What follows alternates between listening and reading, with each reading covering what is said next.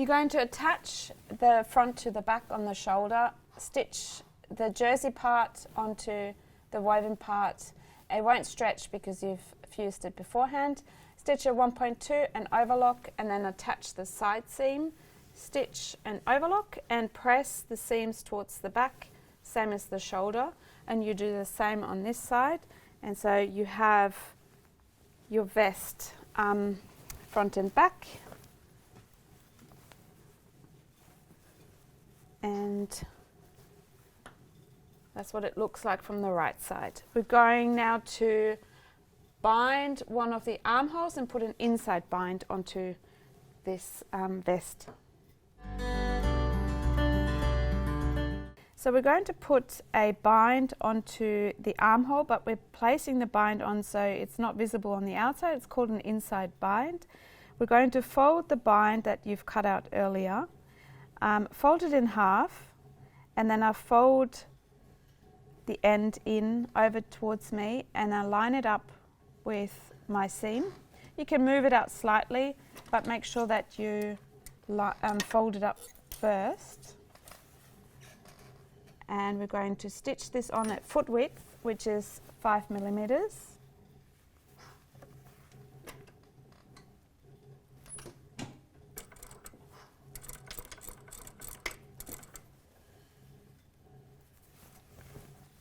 Make sure that your seams are facing the right way, so this needs to face up.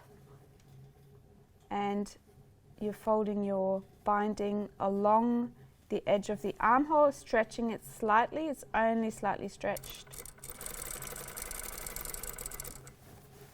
Doesn't need to be pulled really tight, just lay it onto the edge and then pull it slightly.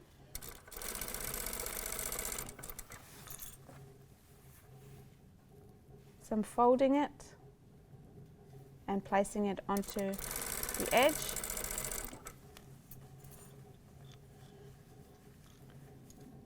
This is my shoulder here.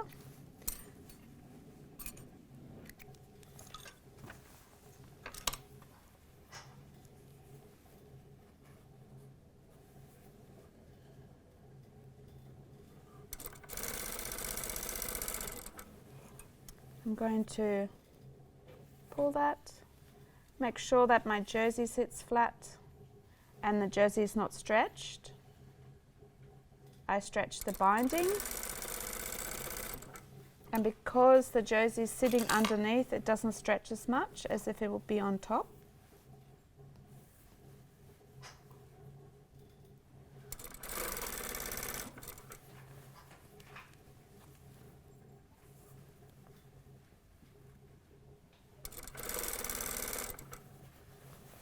Going around.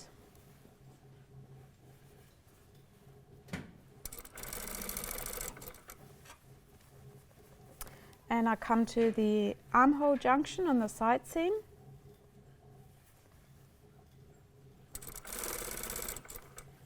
And I'm going to overlap this here, just cut it a bit shorter.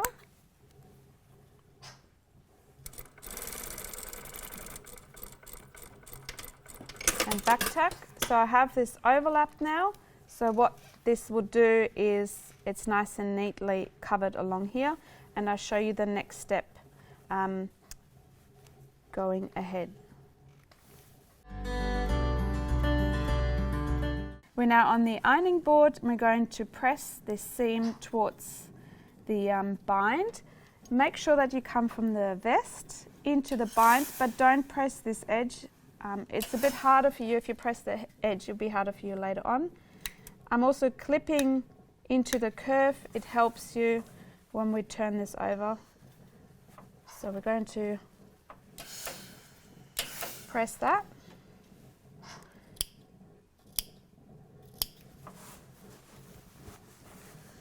And I've got a bit of this part here sticking out. I'm going to cut that off so it's not in the way.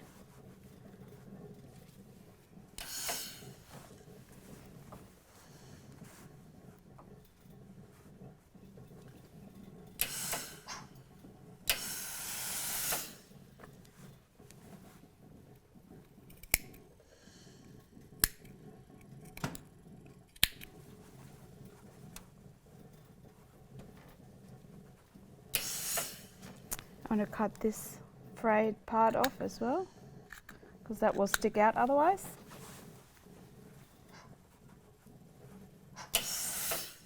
And I just pressed over my bind. Try not to do that. It'll be a bit easier for you later on when we top stitch this down if it's not pressed. Got so excited with all the pressing. Now we're going to fold that to the inside of our jacket or vest, and now you can press that flat. I'm going to put some pins in.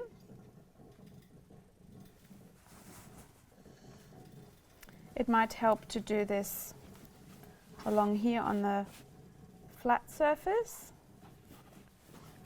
So when you press this, because it's on a curve and we've closed the armhole off, it's always make sure that things are out of the way. And you want this tape to be on the inside, or the bind.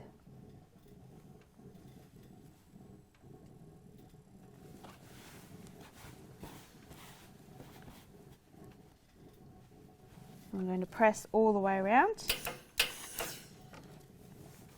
and pin it in place. So we come to the jersey part here.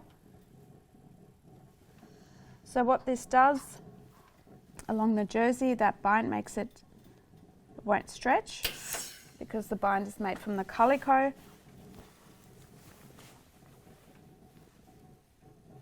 And this will help keep the armhole in shape or in place, so it won't change over time.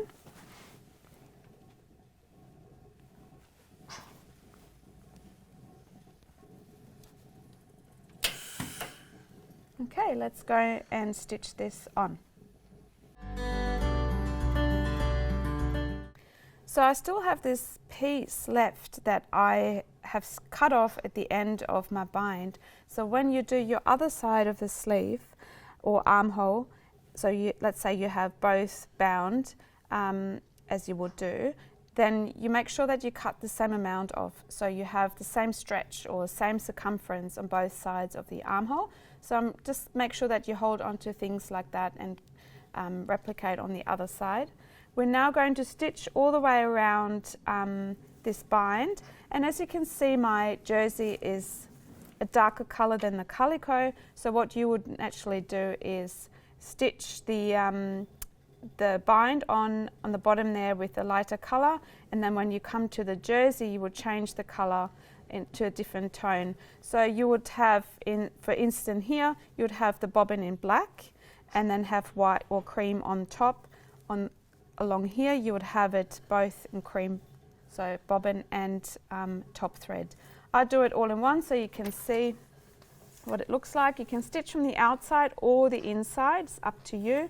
I like stitching it from the inside so I can see what I'm doing, and I'm going to run this edge along a line on my plate on the machine, but also make sure that it catches my bind. So this might look slightly uneven, as you might see later on once I've stitched it on, but you want to make sure that you have a nice parallel line to your edge. So let's have a look.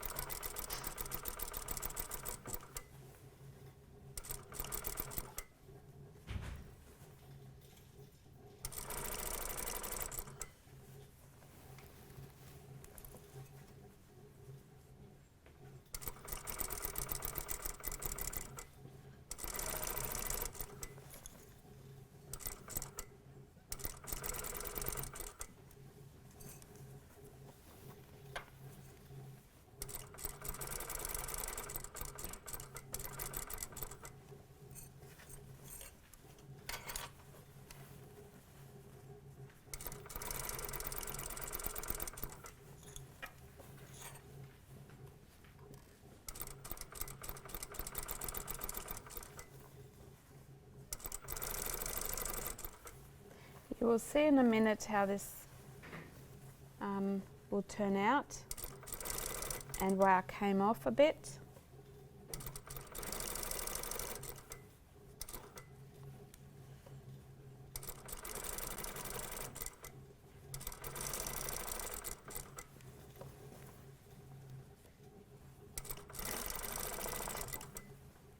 And when you come to the bottom part here, you're going to overlap that and back tack. So when you look at this bind, let's have a look from the outside first. It's nice and parallel. Even you need to go on a little bit out on here. So if it's really wonky, then you might have to unpick parts or the whole lot. It's looking pretty good. When I turn this over, there are parts that haven't caught. So if there's quite a few, you might have to unpick this again and redo it, because mine's fairly close to the edge and you can see how that's been moved down. So you might want to go around and unpick that and then stitch a little bit further in so you have a little bit more attached or further in from the edge, and that's catching the end of your bind. So there's nothing wrong with giving it a go first and then having a look. If that works, great. If it doesn't, then just unpick it or run a second line going all the way along and then unpick your first stitching line. So this is the bind, an inside bind. This is an inside French bind because it's folded up.